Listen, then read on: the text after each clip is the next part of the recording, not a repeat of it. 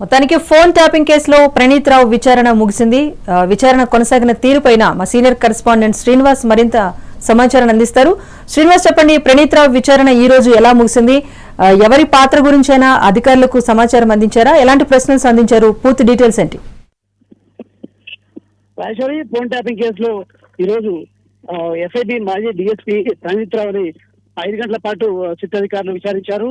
ఇప్పటికంటే ప్రభాకర్ రావుని విచారణ చేపట్టిన తర్వాత ప్రణీత్ రావుని మూడోసారి సిట్ అధికారులు విచారిస్తారని చెప్పొచ్చు. ప్రధానంగా ఏదైతే బాధితులు ఇచ్చినటువంటి వాంగ్మూలం బేస్ చేసుకొని ప్రణీత్ రావుని విచారించారు. మరొకవైపు ప్రణీత్ రావు స్టేట్మెంట్ అనేది సిట్టుకు కీలకంగా కానుంది. ఎందుకంటే ప్రభాకర్ రావు విచారణలో ఎలాంటి ఆధారాలు బయట చెప్పట్లేదు. అదేవిధంగా ఈ ఫోన్ ట్యాపింగ్ అంశానికి సంబంధించి అడిగిన ప్రశ్నలకు, సిట్ అధికారులు అడిగిన ప్రశ్నలకు సమాధానాలు దాటివేస్తున్న పరిస్థితి, తిరిగి సిట్ అధికారులనే ఎదురు ప్రశ్నిస్తున్న ప్రభాకర్ రావు ఉన్న పరిస్థితి. సో ఈ నేపథ్యంలో కూడా ప్రభాకర్ రావు ఆన్సర్ సరిగా చేయట్లేదు కాబట్టి ప్రణీత్ రావుని మళ్ళీ విచారించాలనే ఉద్యమంతో ఈరోజు 5 గంటల పాటు విచారించి కొన్ని కీలక సమాచారం కూడా ప్రణీత్ రావు నుండి కూడా తీసుకున్నట్టు తెలుస్తుంది.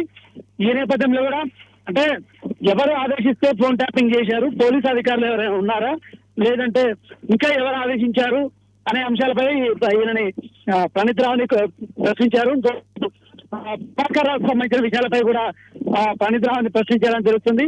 ఈ నేపథ్యంలో కూడా ఈ ప్రణీత్ రావు ఇచ్చే స్టేట్మెంట్ బట్టి ప్రభాకర్ రావు విచారణ ముందుకు పోతుందని చెప్పొచ్చు. ఎందుకంటే ప్రభాకర్ రావు స్టేట్మెంట్ ఇవ్వలేదు కాబట్టి ఖచ్చితంగా సుప్రీంకోర్టుకు వెళ్లాలని కూడా ఆలోచనలో సిట్ అధికారులు ఉన్నారు. ఎందుకంటే ఆయనకు సుప్రీంకోర్టు వెసులుబాటు, అరెస్ట్ చేయకుండా వెసులుబాటు కలిగించింది.